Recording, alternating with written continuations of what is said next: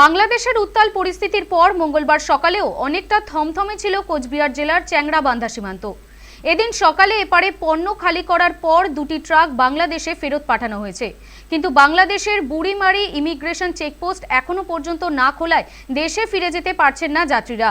এপারে চ্যাংড়াবান্ধা ইমিগ্রেশন চেকপোস্টেও আটকে রয়েছেন দুজন বাংলাদেশি নাগরিক।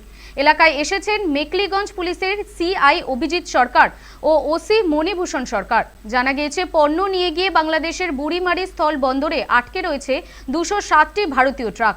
এহেন পরিস্থিতিতে অবস্থার উন্নতি হওয়ার আশায় অপেক্ষা করছেন ট্রাক চালক থেকে যাত্রীরা সকলেই।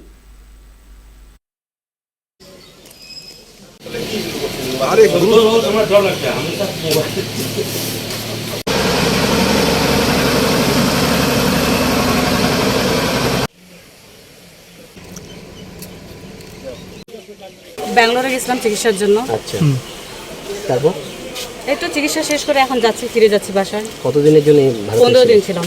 তো এখন কোথায় আছেন এই মুহূর্তে? এখন আমরা চ্যাংড়াবান্ধায় আছি। এখন আজকে বর্ডার পার করার ওই পাশে খুলেছে ইমিগ্রেশন হ্যাঁ, সার্ভিস? শুনলাম তো খুলছে। এখন খুলে সকালে বন্ধ। প্রধানমন্ত্রী শেখ হাসিনা পদত্যাগ করেছে, কি বলবেন? আপনাদের কি বলবেন? না, আমরা কিছু বলতে পারতেছি না, যাই আগে দেশে। হ্যাঁ, দেশে গিয়ে পরিস্থিতি বুঝতে হবে। হ্যাঁ, দেশে গিয়ে এখন পরিস্থিতি বোঝা যাবে আর কি। কোনোভাবে কি মনের মধ্যে আতঙ্ক বা কিছু রয়েছে? হ্যাঁ, এখন যাওয়ার বলতে এখন পারতেছি না, আমরা তো- বলতে পারতেছি না, যাই দেখি কি অবস্থা। বাড়ি কোথায় আপনার? আমরা রংপুর। ইন্ডিয়া কবে আসছিলেন? 23 তারিখ কি কারণে আসছেন ইন্ডিয়াতে? আসি মূলত ব্যবসায়িক একটা কারণ ছিল। আমি আমদানিকারকও বটে, হ্যাঁ, তার দেশে অস্থিরতা অবস্থায়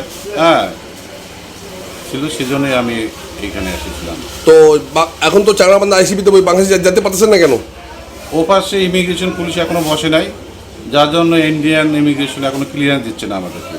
তো বাংলাদেশের অবস্থা কেমন আছে? অবস্থা খুবই খারাপ ছিল, আস্তে আস্তে উত্তরণের দিকে চলে যাচ্ছে। ইনশাআল্লাহ আমরা আশা রাখি বাংলাদেশ বহুল প্রকৃত গণতান্ত্রিক ব্যবস্থায় আবার ফিরে যাচ্ছে। থেকে আমাদের ইন্ডিয়ান ইম্পোর্টটা চালু হলো, এক্সপোর্টটা এখনও চালু হয়নি। যেহেতু 207খানা গাড়ি আমাদের বাংলাদেশ পোর্টে এখনও দাঁড়িয়ে আছে লোডেড ট্রাক, ওই ট্রাকগুলো ফিরে আসলে আশা করি প্রস্তুতি, যদি বাংলাদেশ সাইড দিয়ে তো বলেছে আমাদেরকে ট্রাকগুলো দেওয়ার জন্য, ওই ট্রাকগুলো চলে আসার পরেই হয়তো আমরা বসে একটা সিদ্ধান্ত নিয়ে পরবর্তী এক্সপোর্ট চালু।